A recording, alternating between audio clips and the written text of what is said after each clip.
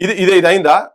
నిన్న మొన్న రీసెంట్ గా వరంగల్లో గదరన్న విగ్రహం పెట్టేటందుకు అని చెప్పని నేను ఒకనే కాదు, ఈవెన్ కంచైలే గారు కూడా మేము మీటింగ్లు పెట్టినాం, కూర్చున్నాము.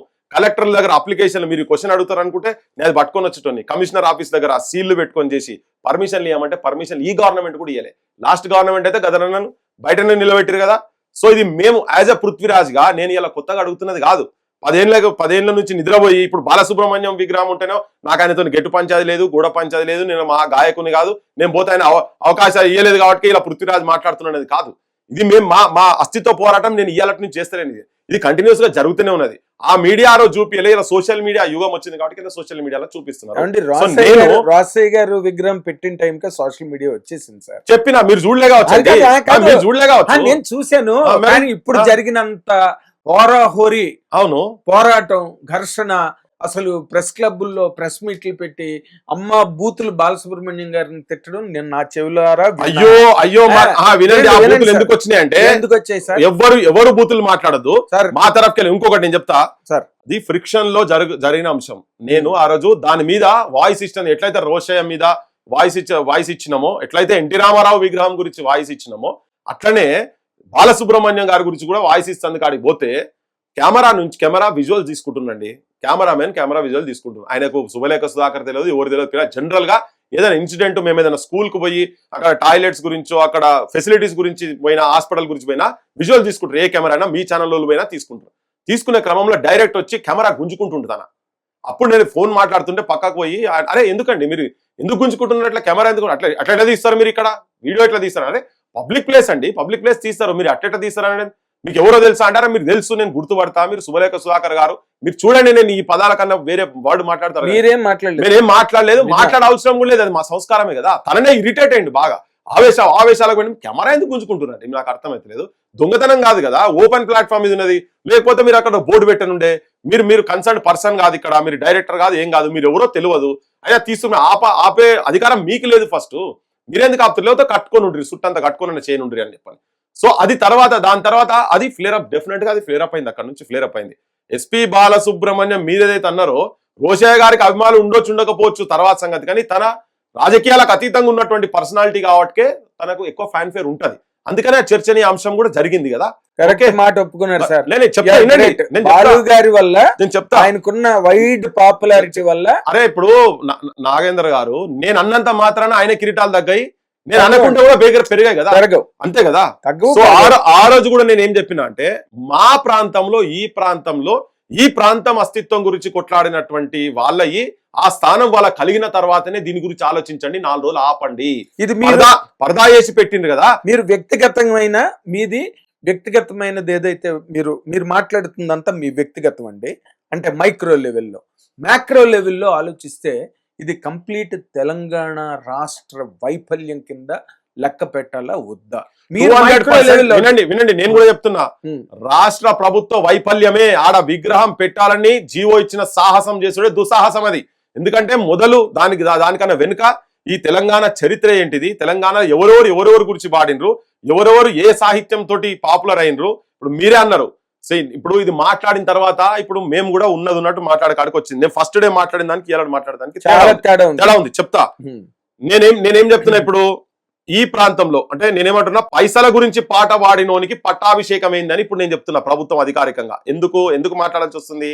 ఇక్కడ ప్రజల గురించి, ప్రజా సాహిత్యం తీసుకొని ఈ ప్రజల గురించి సర్వమొడ్డి, ఈ ప్రజల అస్తిత్వం గురించి మొత్తం అన్ని జీవితాలు వాళ్ళ కుటుంబాలు వదిలి ప్రాణాలు అర్పించినటువంటి వాళ్ళు ముందటి స్థానంలో ఉండాలనా లేదా అనే క్వశ్చన్ మేము చేస్తున్నాం. మీరు చెప్పిన లెక్క ప్రకారం నారాయణ రెడ్డి గారు, దాశరథి గారి విగ్రహాలు కూడా పెట్టరా? అందుకనే కదండి నేను మొత్తుకునేది అది కదా.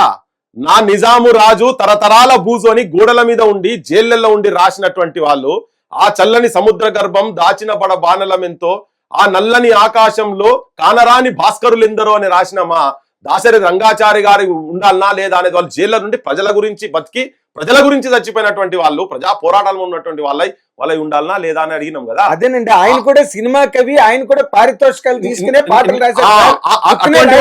వినండి అటువంటి వాళ్ళ. కానీ ఈయన ఎక్కడ పోరాటాలు చేయలే, బాలసుబ్రహ్మణ్యం ఎక్కడ పోరాటాలు చేయలే, ముచ్చర్ల సత్యనారాయణ గారు, నారాయణ రెడ్డి గారి గురించి నేను మాట్లాడలే. ఇంకా నారాయణ రెడ్డి గారు ఒకవేళ బాలసుబ్రహ్మణ్యం గారు పెట్టేది ఉంటే నారాయణ రెడ్డి కూడా పెట్టాల్సిన అవసరం ఉంటది కదా.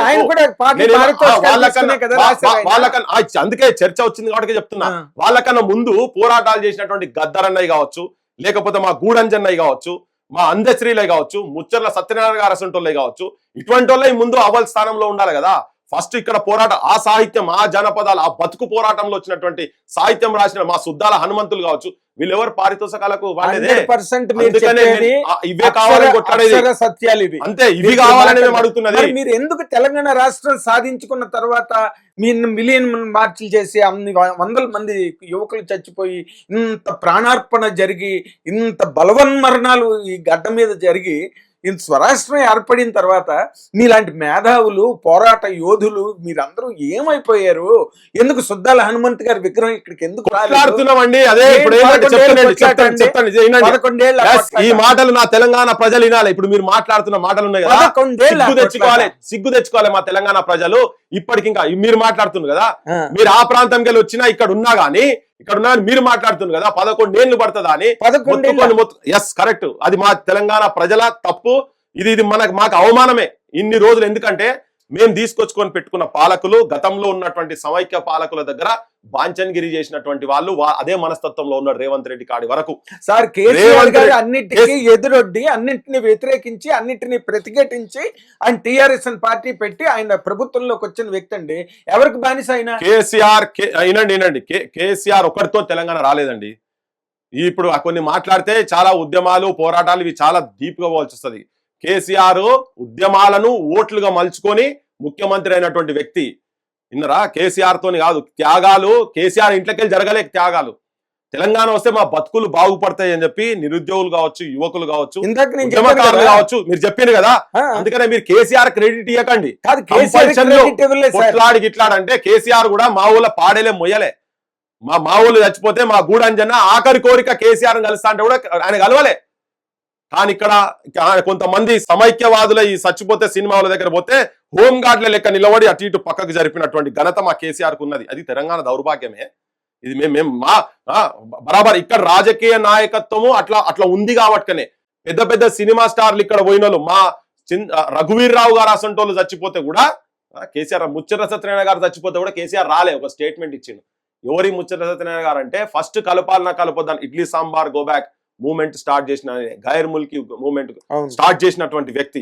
54నే ఇది మనకు పొసగదు, తెలంగాణ సోదరా తేల్చుకో నీ బ్రతుకు, మోసపోతీవ నీవు గోసపడుతావు, చావు బ్రతుకుల మధ్య సాగుచున్నది నావ, ఏ దరికి చేర్చేవో సోదరా నీ నావ, ఆంధ్రుతో కలిసి నీ వడుగంటిపోతావు, ప్రత్యేకమై ఉండి ప్రగతి సాధిస్తావు, ప్రతిభ చూపిస్తావు అని చెప్పి రాసినటువంటి తన చచ్చిపోతే కూడా ఆయన రాలే ఆడికి.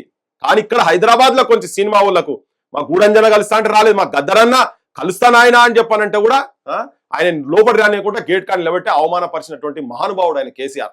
సో కేసీఆర్ తోటి మాకేదో తెలంగాణకు ఒరిగిందని మేము చెప్తలేం. ఇప్పుడు ఈయనతో కూడా ఒరిగేది ఏం లేదు. హిట్ టీవీ యాప్, ఇందులో short news, live news, entertainment shows, movies, digital magazines తో పాటు మీ జిల్లా వార్తలను కూడా ఫ్రీగా చూడొచ్చు. ఇంకెందుకు ఆలస్యం, వెంటనే హిట్ టీవీ యాప్ ని డౌన్లోడ్ చేసుకుని ఫ్రీగా ఎంటర్టైన్మెంట్ పొందండి. Hit TV app. Hit TV app. Please download hit TV app. Hit TV app ని ఫ్రీగా డౌన్లోడ్ చేసుకుని ఎంజాయ్ చేయండి. మీకు నచ్చిన ఎంటర్టైన్మెంట్ కోసం హిట్ టీవీ యాప్ ని ఫ్రీగా డౌన్లోడ్ చేసుకుని ఎంజాయ్ చేయండి. హిట్ టీవీ యాప్ ని డౌన్లోడ్ చేసుకుని ఆస్వాదించండి, ఆశీర్వదించండి. ఇంతమంది సెలబ్రిటీలు హిట్ టీవీ యాప్ ని డౌన్లోడ్ చేసుకోండి అని చెప్తున్నారంటే ఎంత మంచి యాప్ ఆలోచించండి. అమెరికా అమెరికా అమెరికా అమెరికాలో చదవాలనుకునే వాళ్ళకి విశ్వసనీయమైన పేరు మన శౌర్య కన్సల్టెన్సీ. UK లో 1 year masters, UK లో 1 year masters, 2 years work permit up to 5 years visa. Contact Saurya Consultancy.